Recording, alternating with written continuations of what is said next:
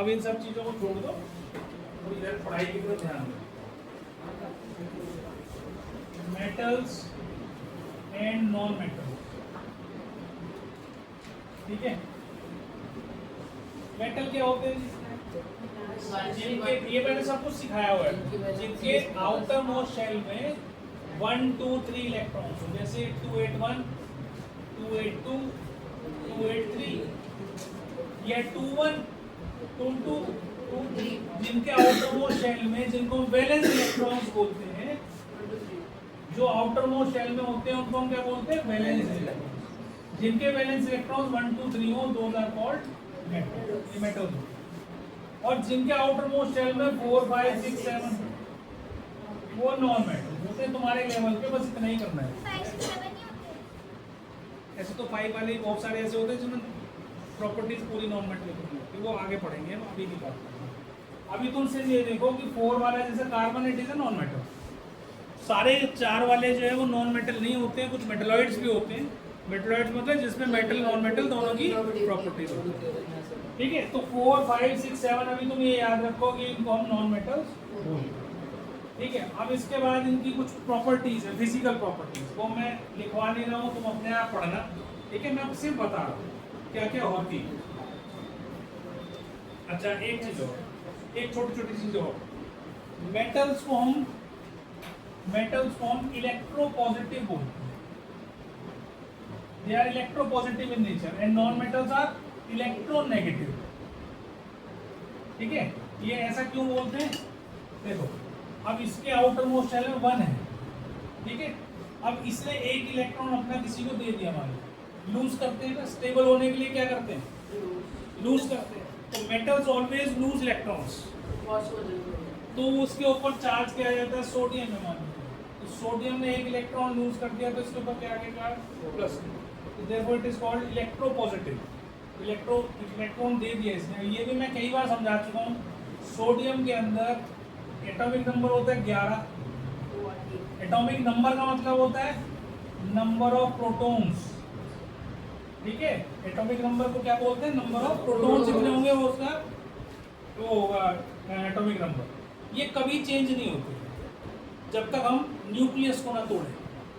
Nucleus के अंदर होता है, ऐसे न्यूक्लियस होता है तो इसमें प्रोटॉन होते हैं और न्यूट्रॉन होते हैं, और बाहर इसके क्या करते हैं? इलेक्ट्रॉन्स मूव करते हैं शेल्स पे, ऐसा बोलते हैं। तो number of protons never changes, number of electron change हो सकते हैं। जो अनफिल्ड शेल्स हैं, जैसे ये है, पूरा फिल नहीं है, ये पूरा भरा हुआ है, 8 से ज़्यादा इलेक्ट्रॉन सेकंड शेल में नहीं हो सकते, ये एक ही है इसमें, तो ये क्या करता है? अपना इलेक्ट्रॉन लूज कर देता। अगर हम इसको एनर्जी दें बाहर से, बिना उसके नहीं करेगा, छोड़ेगा अपने आप नहीं, कि सोडियम में से निकलने करके इलेक्ट्रॉन भागने शुरू हो गए। कब होगा? जब हम उसको इलेक्ट्रॉन को एनर्जी देंगे उसको। तो जब एनर्जी देंगे तो अपना इलेक्ट्रॉन वो लूज कर देता है। सोडियम के पास 11 इलेक्ट्रॉन है, ठीक है, नेगेटिव चार्ज इलेक्ट्रॉन और पॉजिटिव चार्ज प्रोटॉन्स। तो इसका चार्ज इसके ऊपर कुछ नहीं होता, सोडियम लिखेंगे तो ऐसे ही लिखेंगे। लेकिन अगर इसने अपना एक इलेक्ट्रॉन किसी को दे दिया, 1 इलेक्ट्रॉन लूज कर दिया, तो यहाँ रह गए 10 और यहाँ रह गए 11, तो इसमें से इसके ऊपर चार्ज क्या आ गया? +1 का चार्ज आ गया। प्रोटॉन्स तो उतने ही रहने वाले, जितने इलेक्ट्रॉन्स वो लूज करेगा उतना ही प्रोटॉन का चार्ज ज़्यादा हो जाएगा, तो उतना चार्ज उसके ऊपर प्लस का आ जाएगा, तो इसलिए इसको हम बोलते हैं इलेक्ट्रोपॉजिटिव, ठीक है। ऐसे ही इलेक्ट्रोनेगेटिव, मान लो 285 है, 286 है, 287, इन इलेक्ट्रॉन्स को लेना होता है ना, इनको, इन एलिमेंट्स को इलेक्ट्रॉन्स लेके अपनी फिल करनी है। आउटर मोस्ट शेल में अगर 3 से ज़्यादा इलेक्ट्रॉन्स होते हैं तो हम उनको बाहर नहीं फेंक सकते, एनर्जी हम इतनी नहीं दे सकते हैं कि we can pull out 4 electrons from outer most shell. Outer most shell में से 4 इलेक्ट्रॉन हम नहीं निकाल सकते, हम ज़्यादा से ज़्यादा 3 इलेक्ट्रॉन्स उसमें से बाहर निकाल सकते हैं। समझ में आ गई बात? तो 4 वाले को हम क्या करेंगे? फिर हम क्या करेंगे? उसको शेयरिंग कराएंगे। 4 वाला हमेशा शेयर करता है, और 5 6 7 जिसके आउटर मोस्ट शेल में होते हैं वो गेन कर लेते हैं। अब जैसे मान लो मेरे पास इसके सामने 283 लिखा हुआ है, ये है एल्यूमिनियम, और ये क्या है?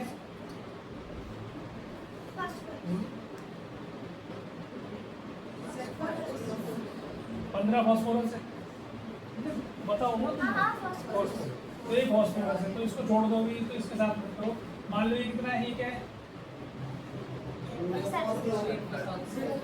सल्फर, तो सल्फर है, तो ये सल्फर के साथ अगर हम एल्यूमिनियम सल्फाइड बनाए तो क्या बनेगा, एल्यूमिनियम के अंदर +3 चार्ज है और इसके अंदर -2 है, तो क्या होगा, एल्यूमिनियम सल्फाइड, ये क्या बन गया, इसने दिए इसने ले लिए, इसने आउटर मोस्ट शेल में से 3 फेंके, इसने लपक लिए, नहीं इसने नहीं, इससे तो लेगा ही नहीं, गलती कर रहा हूँ, ये तो गलत कर दी, सॉरी, एक मिनट गलती हुई, इसने तो ये तो इसके पास 3 है तो तीनों इकट्ठे ही देगा ना, ये क्या है, इसके बाद है 282, ये क्या था, मैग्नीशियम है ना, तो मैग्नीशियम ने अपने 2 इलेक्ट्रॉन इसको दे दिए, तो ये क्या था हमारे पास, सल्फर, तो मैग्नीशियम ने 2 दिए और सल्फर ने 2 लिए, तो मैग्नीशियम सल्फाइड है, मतलब अभी सिर्फ मैं ये समझा रहा हूँ, ये नहीं है कि एल्यूमिनियम के साथ ये सल्फर नहीं बन सकता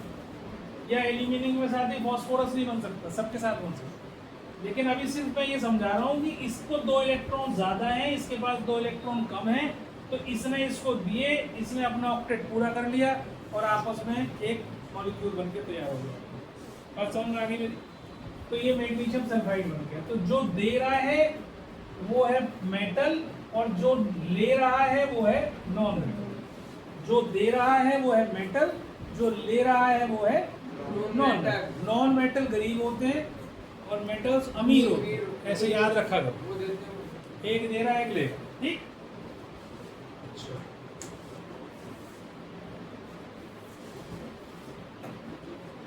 अब इसकी कुछ फिजिकल प्रॉपर्टीज है, मेटल की फिजिकल प्रॉपर्टीज बहुत कॉमन है, तुम लोगों ने सबने पढ़ रखी है, एक ये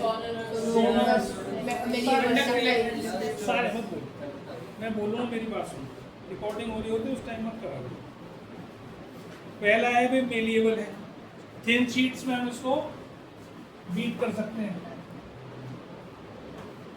ठीक है, थिन शीट्स में बना सकते हैं। अब आपने देखा होगा थिन शीट्स में, घर में एल्यूमिनियम शीट आप यूज करते हो, फॉइल यूज करते हो ना एल्यूमिनियम, गोल्ड की फॉइल भी बनती है, ठीक है, आयुर्वेद के अंदर, या आप तुम देखो मिठाइयों के ऊपर सिल्वर फॉइल लगाते हैं, चांदी का वर्क लगाते हैं, काजू कतली पे भी लगाते हैं, औरों पे भी लगाते हैं, लेकिन आजकल वैसे वो नहीं लगता है, उसमें एल्यूमिनियम का ही होता है, ठीक है, बहुत कम होते हैं क्योंकि चांदी तो बहुत महंगी है, इसका बनाने का प्रोसेस बहुत महंगा है, तो चांदी का वर्क लगाएंगे तो कॉस्टली हो जाती है। अब इतनी कॉस्टली कोई देता नहीं है, लेता भी नहीं है, कम ही लोग हैं जो लेते हैं इतनी महंगी, वो तो कॉमन शॉप्स पे आपको जो भी कुछ मिलेगा वो सब एल्यूमिनियम मिलेगा, तो इसलिए जिस पे ये लगा हुआ हो ऊपर लेयर हो, जिसको हम वर्क बोलते हैं, वो आपको खानी नहीं चाहिए जब तक 2,500-3 हज़ार रुपये किलो की मिठाई ना हो, उस पर तुम्हें अच्छा मिलेगा, ठीक है, तो ये चीज़ आपको ध्यान रखनी है। ये सारी चीज़ें जो है ना इसमें यूज़ होती हैं आयुर्वेद के अंदर दवाई की, लेकिन थिन शीट्स की बात कर रहे हैं, तो थिन शीट्स मतलब उसको पीट के हम पतली शीट्स बना सकते हैं। अब आयरन की भी पतली शीट बनती है, कॉपर की भी बनती है, तो तुमने देखा होगा सब काम आती है ना। अगर बाल्टी बनानी है मेरे को, एक बकेट बनानी है जो कि आयरन की हो या कॉपर की हो, किसी भी चीज़ का कोई वेसल बनाना है तो पतली शीट बनाऊंगा, उसी को तो मोल्ड करूँगा उसके अंदर, तो पतली शीट्स में बना सकते हैं। इसी तरीके से होता है डक्टाइल, इसका मतलब होता है वायर्स में उसको बनाना, पतले पतले वायर्स हम बना सकते हैं। सबसे ज़्यादा वायर पतला गोल्ड का बन सकता है, ठीक है, गोल्ड का 1 ग्राम शायद 1 किलोमीटर का वायर बन जाता है, इतना पतला वायर, 2 किलोमीटर, 1 ग्राम 2 किलोमीटर का बना देता है। तो इसीलिए सबसे ज़्यादा जो ज्वेलरी बनाई जाती है वो गोल्ड की बनाई जाती है। थोड़ा गोल्ड से ही तुम देखो, वो गोल्ड होता बहुत हल्का है, लेकिन बड़े बड़े हार बना देते हैं, बहुत सुंदर सुंदर गले के ज्वेलरी बना देते हैं, उसमें सोना बहुत कम होता है, 2 ग्राम 3 ग्राम 4 ग्राम 5 ग्राम में बढ़िया हार बना के दे देंगे, ठीक है, वेट में कम लेकिन बड़ा लगेगा कि भाई बहुत बड़ा है। तो वायर्स पतले पतले बना सकते हैं, पतला कर सकते हैं, शीट को पतला कर सकते हैं, ठीक है। फिर तीसरा आ जाता है इसके अंदर metals are good conductor of heat and electricity, good conductor of heat and electricity, heat के गुड कंडक्टर होते हैं, ठीक है। तो सबसे अच्छा गुड कंडक्टर कौन सा होता है? सिल्वर। सिल्वर ही सबसे अच्छा इलेक्ट्रिसिटी का है, सबसे अच्छा हीट का है, बेस्ट कंडक्टर, ठीक है। सिल्वर कॉपर भी यूज होता है क्योंकि चांदी बहुत महंगी है, तो जितने भी आप गीजर्स देखते हो, ठीक है ना, जितने जहाँ पे भी तुम सामान गर्म करते हो वो सारे ज्यादातर किसके बने होते हैं? कॉपर के बने होते कौन के होता हैं। वो तो उसमें आ गया ना टाइम में। अभी हम बात कर रहे हैं गुड कंडक्टर ऑफ हीट। तो हीट का गुड कंडक्टर होते हैं, है ना, good conductor of heat. Heat generate नहीं करते थे यार, गुड कंडक्टर ऑफ हीट मतलब गर्म करोगे तो जल्दी गर्म हो जाएंगे। ऐसे तो एल्यूमिनियम भी बहुत अच्छा कंडक्टर होता है, ऐसे तो कॉपर भी बहुत अच्छा कंडक्टर होता है, तो गर्म हो जा रहे हैं ना। अगर मिट्टी का बर्तन रखोगे तो वो गर्म नहीं होता उतना जितना मेटल का हो जाता है। कोई भी मेटल का बर्तन अगर आप आग के ऊपर चढ़ाओगे, गैस पे रखोगे, तो उसको आप बेयर हैंड से, हाथ से उठा नहीं सकते, उसको कपड़ा लगा के या कोई चीज़ लगा के उठानी पड़ेगी। लेकिन लकड़ी की चीज़ कोई वो रखी हो तुमने, या तुमने कोई मिट्टी के हांडी में कुछ बना रहे हो, तो वो इतना गर्म नहीं होता। हो तो जाता है गर्म, पर इतना गर्म नहीं होता कि तुम्हारे हाथ एकदम जला दे। गुड कंडक्टर नहीं है क्योंकि मिट्टी बैड कंडक्टर होती है। ऐसी इलेक्ट्रिसिटी का भी बहुत अच्छा कंडक्टर होते हैं मेटल, उसमें से silver is the best conductor of electricity. सबसे कम हीट जनरेट करने वाला, इलेक्ट्रिसिटी जब पास होती है तो मैंने बताया हुआ है तुम लोगों की हीट जनरेट होती है ड्यू टू रेजिस्टेंस। तो सबसे कम रेजिस्टिविटी किसकी होती है? सिल्वर की होती है। सिल्वर सबसे अच्छा कंडक्टर ऑफ इलेक्ट्रिसिटी है, उसमें हीट कम जनरेट होती है, इसीलिए अगर उससे कोई चीज़ बना दी जाए इलेक्ट्रिसिटी की तो कभी खराब नहीं होगी, जलेगी ही नहीं, क्योंकि उसमें गर्मी पैदा ही नहीं होगी, ठीक है ना। कॉपर भी अगर तुमने प्योर ले लिया, अच्छी क्वालिटी का ले लिया, तो वो भी खराब नहीं होता आसानी से, वो भी सालों साल चलता है। मैंने बताया भी था तुम्हें, पंखा हमारे घर में 60 साल पुराना पंखा लगा हुआ, 60 ईयर्स, अभी भी चल रहा है, ठीक है। तो अगर चांदी का बना दिया जाए तो सालों साल चलेगा, फिर तो 100 साल 200 साल तक खराब ही नहीं होगी। दादाजी ने लिया, पोते क्या पड़पोते भी उसके यूज़ करे जाए, तब भी खराब नहीं होगी, ठीक। अगला आ जाओ, तो गुड कंडक्टर ऑफ इलेक्ट्रिसिटी। फिर आ जाता है हमारा अगला, लस्ट्रस होते हैं, चमकदार होते हैं, ठीक है। कोई भी मेटल होगा वो चमकदार होता है, ठीक। जब कोरोजन उनके ऊपर हो जाता है तो ये चमक ही गायब हो जाती है उसकी। अब जैसे ये एल्यूमिनियम का को लगा हुआ है पीछे हमारे फ्रेम, ये एल्यूमिनियम जब बाजार से नया नया आता है उस टाइम चमक रहा होता है बढ़िया, लेकिन अब इसके ऊपर क्या हो गया, एल्यूमिनियम की ऑक्साइड चढ़ गई लेयर। मैंने आपको 4 तरह के कोरोजन पढ़ाए थे, एक एल्यूमिनियम का पढ़ाया था, एक आयरन का, एक कॉपर का और एक सिल्वर, 4 पढ़ाए थे। तो मैंने बताया था एल्यूमिनियम जो है वो एटमॉस्फेरिक ऑक्सीजन के साथ मिल जाता है और एल्यूमिनियम ऑक्साइड बनाता है। तो जो भी कोरोजन होगा, अब उसके ऊपर इस टाइम पे एल्यूमिनियम नहीं है, एल्यूमिनियम की ऑक्साइड की लेयर है, तो वो एल्यूमिनियम जो भी कोरोजन होगा, जो भी ऑक्साइड की लेयर चढ़ी हुई है, उसकी वजह से इसकी चमक फीकी पड़ जाती है और ये फर्दर प्रोटेक्ट करता है कोरोजन से उसको। एल्यूमिनियम ऑक्साइड जो है वो टफ लेयर होती है बहुत, ठीक है, उसको आसानी से आप फिर रिएक्ट नहीं करा सकते। एक बार लेयर बन गई वो अब ऐसे ही रहेगा जब तक तुम उसको घिस के सैंड पेपर से उस लेयर को नहीं हटाओगे, वो ऐसा का ऐसे ही रहना है उसको। तो एल्यूमिनियम खराब नहीं होता है, इसलिए सालों साल लगा रहेगा या हजारों साल लगा रहेगा, ऐसा ही खड़ा रहेगा, इसको कोई खराबी नहीं होगी इसको, ठीक। फिर आ जाता है हमारा कॉपर। कॉपर का भी कोरोजन बताया था मैंने। कॉपर जब पानी और कार्बन डाइऑक्साइड प्रेजेंट होता है, वजह हवा में इस टाइम पे ह्यूमिडिटी भी खूब है और कार्बन डाइऑक्साइड तो हर समय प्रेजेंट रहती है, तो इसका मतलब क्या हो गया, उसमें बेसिक कॉपर कार्बोनेट, ये भी मैंने समझाया था, CuCO3.CuOH, ये कंपाउंड बन जाता है जिससे ग्रीन कलर उसके ऊपर आ जाता है। कॉपर जो होता है वो ग्रीन कलर में कन्वर्ट हो जाता है, ऊपरी लेयर उसकी ग्रीन कलर की बन जाती है, कार्बोनेट की लेयर बन जाती है उसमें। समझ में आ गई बात?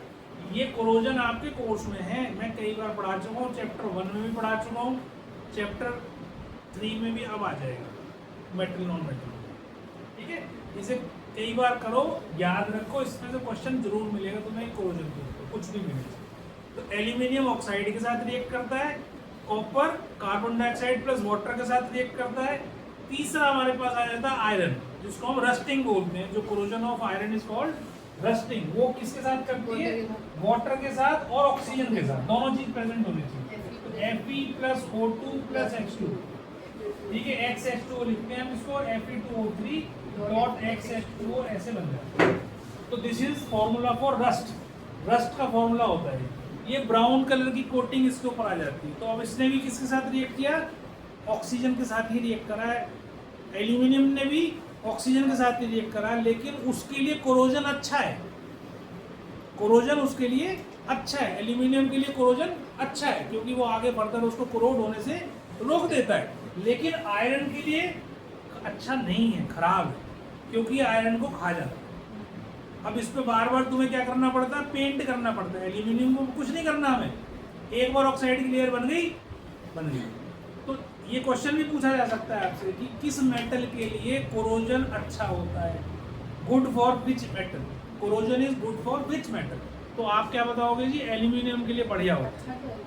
अच्छा मतलब आगे कोरोड नहीं होने देगा। अब चले जाने दे, तेरे को क्या करना है? इसकी शाइनी अपीयरेंस से क्या करेगा? काला थोड़ी हो गया भाई, उतनी चमक नहीं रही, वो तो मेरे में भी नहीं रही। जब मैं तेरी एज का था तो मेरे अंदर थी, है ना? तो इसका मतलब ये थोड़ी ना है कि वो मर गया या खराब हो गया, कोई नहीं खराब। समझ में आ रही है मेरी बात को? कि मेटल कभी खराब नहीं होता, एल्यूमिनियम कभी भी खराब नहीं होता, इसीलिए एल्यूमिनियम के बर्तन बनाए जाते हैं, which are very bad for health.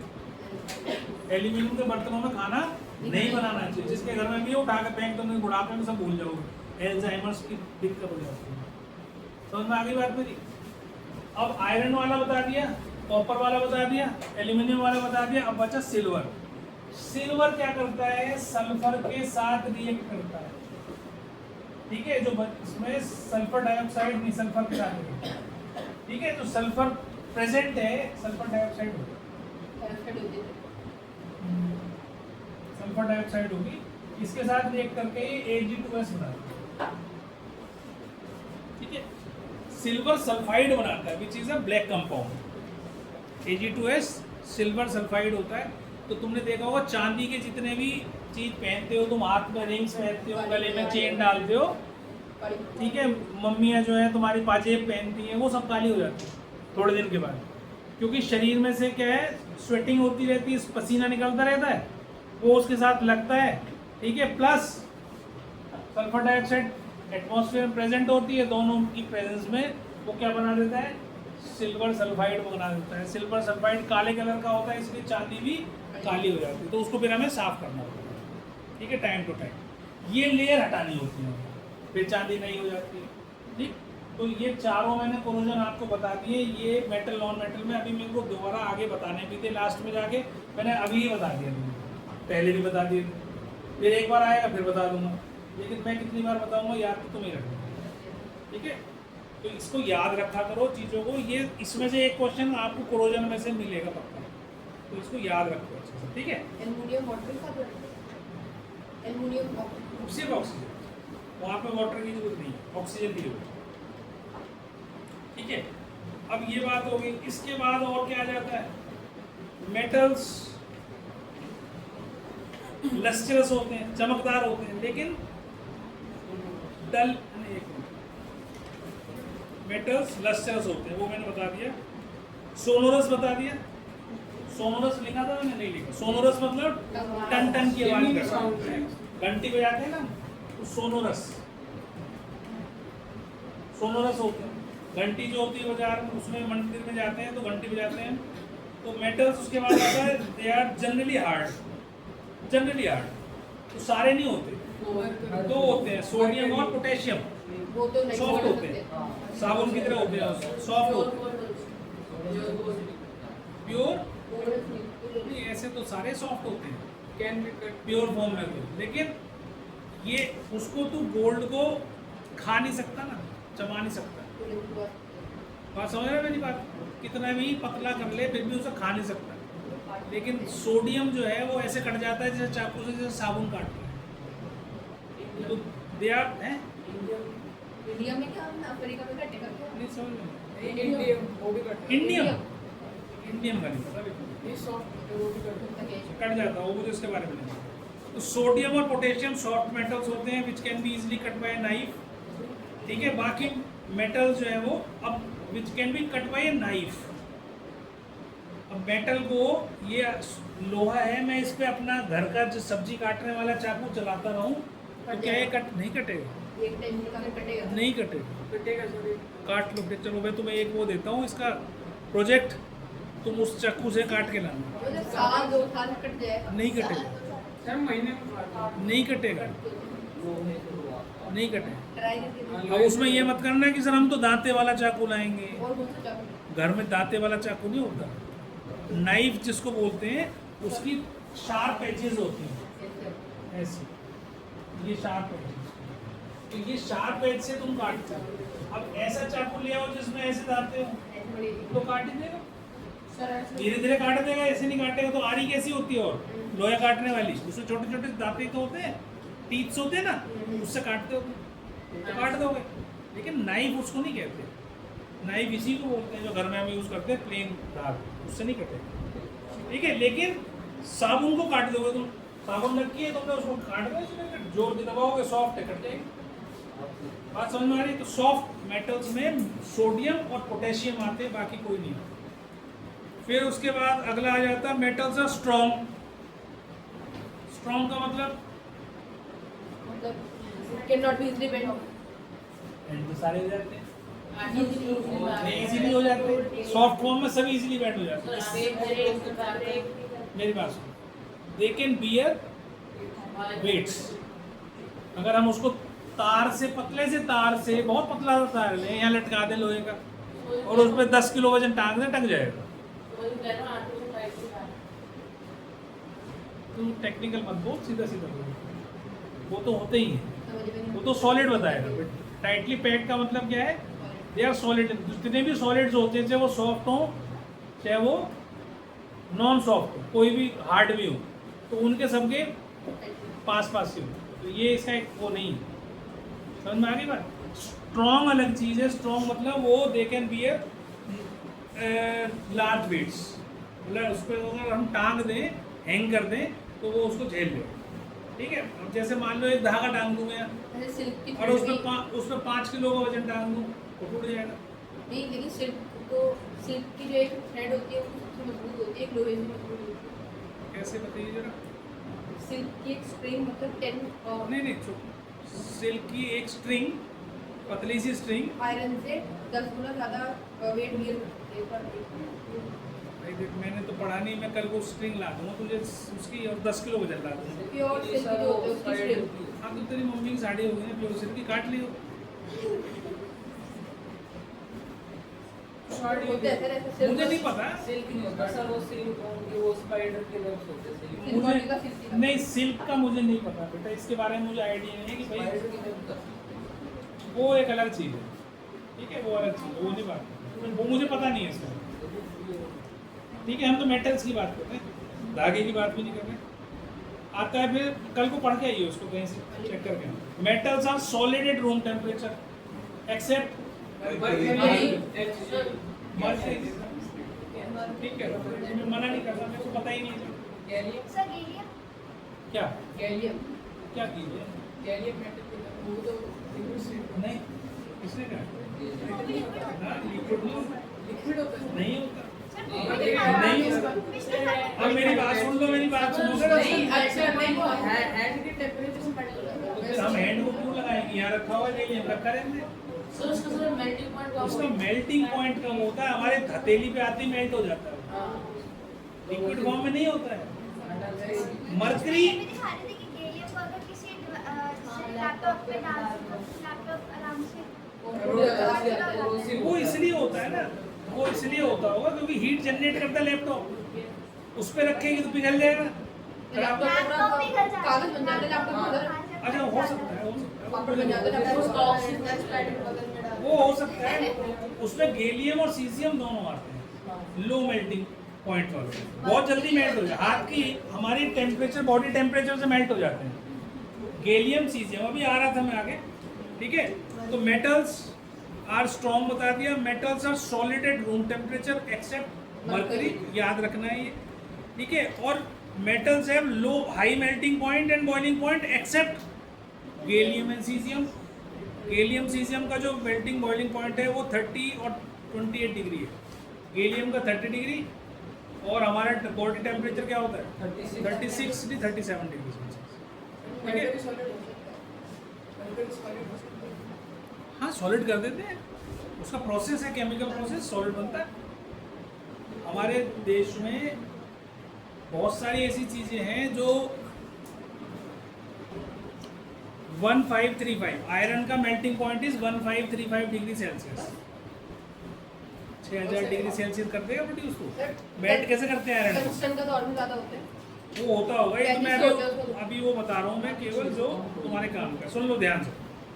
तो मेटल्स का जो हाई मेल्टिंग पॉइंट होता है जिसमें आयरन है 1535 डिग्री सेल्सियस, तो ये टेम्परेचर हाई वाले होते हैं। अब जैसे कॉपर है उसका मेल्टिंग पॉइंट 1083 डिग्री सेल्सियस होता है, ये पूछा नहीं जाएगा, बस बता रहा हूँ वैसे, है ना, 1083 डिग्री सेल्सियस। और लो भी होता है, जैसे सोडियम और पोटेशियम का, उनका भी 98 डिग्री सोडियम का होता है और पोटेशियम का 64 डिग्री होता है मेल्टिंग पॉइंट, सब मेल्ट हो जाता है। और गैलियम सीजियम का तो और भी छोटा होता है, जो हाथ में पिघल जाते हैं, 30 डिग्री और 28 डिग्री सेल्सियस। तो गैलियम का 38 डिग्री और सीजियम का 28 डिग्री। मतलब ये पूछा जाता है एग्जाम के अंदर कि name the metal which can be melted in the hand with the temperature of the body, ऐसा कभी कुछ पूछ सकते हैं। गैलियम और सीजियम तो ऐसे वो हैं जिनको हम बहुत हाथ में रखने से पिघल जाते हैं। ये जब हेडियर सीजन का गैलियम का 30, उसका 28, 28, ठीक है। फिर इसके बाद आता है मेटल्स है high densities. High density, density means what? Density मतलब वही जो तू बोल रहा था। अब आते हैं हम डेंसिटी के ऊपर, ठीक है। तो डेंसिटी होती है कि किसी के एटम्स कितने कितने पास है, ठीक है। तो डेंसिटी होती है मास अपॉन वॉल्यूम। तो मान लो आयरन का मास है 7.8 ग्राम पर सेंटीमीटर क्यूब। सेंटीमीटर क्यूब मतलब एक छोटा सा क्यूब लिया मैंने, ऐसा क्यूब तो समझते हो ना, जैसे डाइस होती है, उसकी डायमेंशन 1 सेंटीमीटर लंबा, 1 सेंटीमीटर चौड़ा, 1 सेंटीमीटर ऊंचा, उसको हम बोलेंगे 1 सेंटीमीटर, मतलब जिसका वॉल्यूम 1 सेंटीमीटर क्यूब। उस इतने छोटी सी चीज में 7.8 ग्राम होगा आयरन का, ठीक है। ये मतलब ज्यादा डेंसिटी है। नॉन मेटल्स हल्के होते हैं, और इसमें मेटल्स में भी और भी है, जैसे अभी हमने पढ़ा सोडियम पोटेशियम का, उनकी वो बहुत हल्के होते हैं, एक्सेप्शन हर एक में है। उसका 0.97 ग्राम पर सेंटीमीटर क्यूब है, और एक का 0.86 ग्राम पर सेंटीमीटर क्यूब है सोडियम और पोटेशियम में। तो इसका मतलब दे आर लाइटर, वजन कम है उनका, ठीक है। पर वॉल्यूम पर सेंटीमीटर क्यूब कितना वजन उनमें है, कितना मास है, वजन नहीं बोलोगे, वजन इज वेट। वेट क्या होता है, उसमें 9.8 भी जुड़ा हुआ था। तो मास कितना है 7.8 ग्राम्स, ठीक है, 1 सेंटीमीटर क्यूब में आयरन का। तो ये भारी है, वजन ज़्यादा होता है, मेटल्स का वजन ज़्यादा होता है। आयरन ज़्यादा भारी है, एल्यूमिनियम हल्का है, कॉपर भी हल्का है, चांदी भी हल्की है, लेकिन आयरन भारी होता है, ठीक है। और मेटल भी होते हैं जो और भी भारी होते हैं, ठीक। अब आ जाते हैं कलर के ऊपर। मेटल्स यूजुअली हैव सिल्वर और ग्रे कलर, सिल्वर और ग्रे कलर के ही होते हैं ज़्यादातर, लेकिन उनमें गोल्ड अलग आ जाता है और कॉपर अलग आ जाता है। गोल्ड और कॉपर, ठीक है। तो गोल्ड कॉपर अलग अलग कलर के हैं, तुमने देखा गोल्ड तो क्या बोलेंगे, गोल्डन कलर, येलो कलर का होता है gold, gold is yellow colour. नहीं, गोल्डन कलर तो हम बोलते हैं, वैसे ही गोल्डन कलर कुछ होता नहीं है, तो येलो शेड पे होता है, तो येलो कलर का होता है। और कॉपर जो होता है वो रेडिश ब्राउन कलर का होता है ना। तो ये दो अलग कलर हैं, बाकी ज़्यादातर कलर्स जिनके जो है वो किसी का गहरा सिल्वर डार्क होता है, किसी का लाइट होता है, बस इतना ही अंतर होता है। तो जनरली दे आर सिल्वर और ग्रे इन कलर। हाईएस्ट मास पता नहीं, मास का मतलब मास तो किसी का भी कितना जितना बड़ा बनाओ, 1 सेंटीमीटर डेंसिटी की कितनी, डेंसिटी की बात। फिजिकल प्रॉपर्टीज नॉन मेटल्स की क्या है?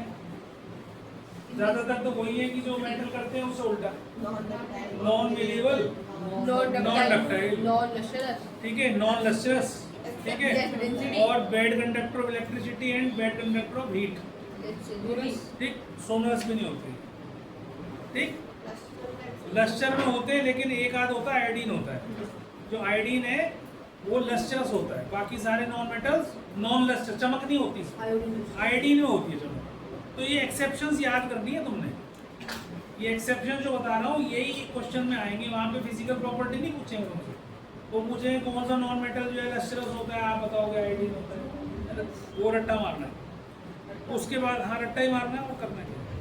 Non metals are generally soft except diamond, diamond भी तो नॉन मेटल ही है, कार्बन ही तो है, प्योर कार्बन होता है वो, लेकिन वो सबसे हार्डेस्ट सब्सटेंस होता है, तो ज़्यादातर जनरली सॉफ्ट होते हैं एक्सेप्ट डायमंड, ठीक है। फिर आ जाता है non metals are not strong, strong मतलब इनका धागे तो बन ही नहीं सकते, तो ये वैसे नहीं होते, मतलब लोड बियरिंग नहीं होते हैं, टूट जाते हैं, ठीक, लोड बियर नहीं कर सकते। नॉन मेटल्स में भी सॉलिड, लिक्विड और गैस, सॉलिड भी होते हैं, सॉलिड कौन से होते हैं? नॉन मेटल, कार्बन हो गया, इट इज, ठीक है, डायमंड कार्बन ही हो गया ना, तो ये वो होते हैं, सॉलिड भी होते हैं, तो कार्बन हो गया, सल्फर हो गया, कैल्शियम हो गया, फॉस्फोरस होता है। अच्छा नॉन मेटल की बात कर रहे हैं, मेटल नहीं नॉन मेटल, कैल्शियम तो मेटल है, ठीक है, लेड मेटल है, लेड इज अ मेटल, कौन बोला था लेड? सही बोलो, लेड मेटल है, ठीक है। फिर आगे हमारे पास ये तो हो गए सॉलिड। फिर लिक्विड कौन से होते हैं? ब्रोमीन जो है वो लिक्विड होता है, बेटा लिखता रहे इसको, किसका इंतजार कर रहा है सबसे, पता नहीं सुन रहा है, याद रखेगा सब कुछ, तो सुन लेना, एक्सेप्शन बोलिए है, तो सुन लेना आते मैं छुड़ा दूंगा। ब्रोमीन, ठीक है, वो लिक्विड फॉर्म में है, और गैसेस तो बहुत सारी है, हाइड्रोजन है, ऑक्सीजन है, नाइट्रोजन है, सारी की सारी ये क्या है, क्लोरीन है, सब गैसेस। तो नॉन मेटल गैसियस फॉर्म में भी होते हैं, लिक्विड फॉर्म में भी होते हैं, सॉलिड फॉर्म में, ठीक है। और non metals have comparatively low melting point, ज़्यादातर इनका मेल्टिंग पॉइंट मेटल्स के मुकाबले क्या होता है, कम होता है, मेटल ज़्यादा मेल्टिंग पॉइंट वाले होते हैं, लो मेल्टिंग पॉइंट, ठीक है। पर इनमें जो डायमंड है उसका बहुत ज़्यादा होता है मेल्टिंग पॉइंट, वो होता है 3500 डिग्री सेल्सियस, तो 3500 डिग्री सेल्सियस डायमंड का क्या होता है, मेल्टिंग पॉइंट, बहुत ज़्यादा है।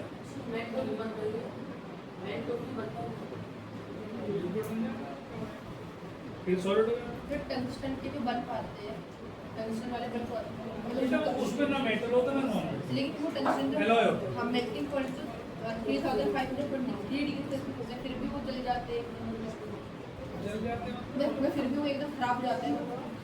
हाँ तो हीट प्रोड्यूस कर रहे हैं ना, जो भी चीज़ हीट प्रोड्यूस करेगी उसकी लाइफ होगी ना, इतनी हीट प्रोड्यूस हो जाती है 3500। हाँ तो ब्रेक हो जाता है, वाइट हो जाती है, इसमें लावा वगैरह पतला भी तो है बहुत, क्या लावा मैग्मा जो होता है उसको टेम्परेचर भाई मुझे आइडिया नहीं, देखो ये सब चीज़ें तुम ज्योग्राफी की मेरे से मत पूछो, मेरे को नहीं पता ज्योग्राफी पर टीचर वो थे मेरे से मतलब क्यों, टेम्परेचर वगैरह सही देते अभी कल पढ़ेंगे नहीं, मुझे नहीं पता, मैग्मा का मेरे को नहीं पता, मेरे ख्याल से जहाँ तक मैं समझता हूँ उसका भी 1000-1500 डिग्री सेल्सियस तो कम से कम होता है, 11,000 ज़्यादा ही होता हो तो पता नहीं, मुझे नहीं पता, आइडिया नहीं मुझे। ये magma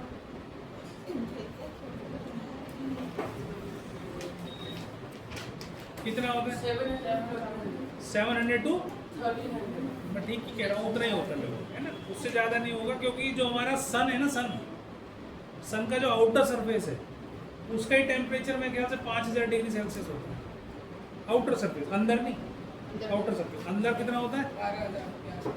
10 lakh degree Celsius, 10 lakh 10 की पावर 6 डिग्री सेल्सियस, कितना टेम्परेचर होता है बाहर का सरफेस का बता रहा हूँ, बाहरी सरफेस। ठीक, अब इसके बाद आ गया हमारा हाई मेल्टिंग पॉइंट के बता दिया ना, इसमें एक डायमंड का non metals have low density, low density होती है इनकी, नॉन मेटल्स की डेंसिटी कम होती है। लाइटर इन वेट, डेंसिटी जिसकी ज़्यादा वो उतना ही भारी, वजन वाली बात कर रहे हैं, स्ट्रॉन्ग की बात नहीं कर रहे हैं। स्ट्रेंथ अलग चीज़ है, वजन अलग चीज़ है, ठीक है, समझ में आ रही है मेरी बात? तो स्ट्रेंथ जो है वो पतले आदमी में भी ज़्यादा हो सकती है, और मोटे आदमी के अंदर स्ट्रेंथ तो ये कम, जरूरी नहीं है कि भैया बहुत मोटा है तो इसलिए उसकी स्ट्रेंथ ज़्यादा होगी। पतला आदमी मोटे वाले आदमी को स्ट्रेंथ में हरा सकता है, ठीक है। उसका तरीका क्या है? अपना हाथ लग पंजा लगा देना, तो कोई ज़रूरी नहीं है जिस जो गोलू मोलू है उसके जो है ताकत ज़्यादा होगी, और ऐसा भी ज़रूरी नहीं है जो मोटा है वो तो ताकत नहीं होगी। ताकत किससे आती है? हमारे ह्यूमंस में मसल्स, जिसकी मसल्स स्ट्रॉन्ग होंगी उनमें ताकत ज़्यादा होगी, ठीक है। तो हम उसकी ताकत की बात करें। फिर आती है हमारे पास नॉन मेटल्स और नॉन सोनर्स, आवाज़ नहीं आती है, और इसमें डिफरेंट कलर्स होते हैं। नॉन मेटल्स के बहुत सारे कलर होते हैं, ब्लैक भी होता है, येलो भी होता है, रेड भी होता है। जैसे फॉस्फोरस जो है वो वाइट और रेड दोनों होता है। फॉस्फोरस वाइट, रेड तो तुम यूज करते हो घर में माचिस की दिल्ली में, तो रेड फॉस्फोरस होता है, ठीक। और ग्रेफाइट ब्लैक कलर का होता है, सल्फर येलो कलर का होता है, क्लोरीन जो होती है वो येलोइश ग्रीन कलर की होती है, ठीक है। और हाइड्रोजन और ऑक्सीजन ये तो कलरलेस है, एटमॉस्फेयर में फैलती हैं तो हमें दिखाई नहीं देती, ठीक है। ये समझ में आ गई? एक्सेप्शंस याद करना, केवल एक्सेप्शंस आपको याद करनी है इसके अंदर, ये चीज आपको ध्यान रखना। इसके बाद आ जाता है हमारा टाइम हो गया, चलो एक मिनट, केमिकल प्रॉपर्टीज के बारे में बताया था, पता नहीं मेरी वाली घड़ी में इसमें कोई बात नहीं, हाँ एक मिनट।